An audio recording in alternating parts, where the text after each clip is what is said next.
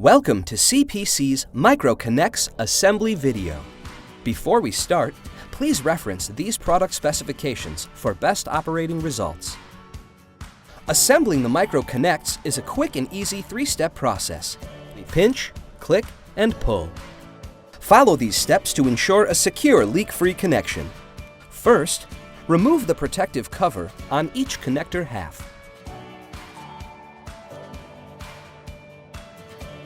Note: before connecting, ensure the membrane strips are both in the same direction, going opposite the CPC logo part number and batch number. Next, join the connectors together and click into place. Note: if the connector arms are not flat, click them into place.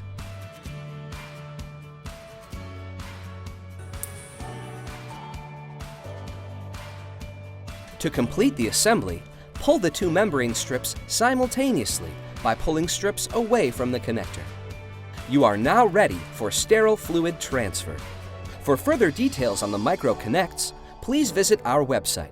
Thank you for choosing CPC.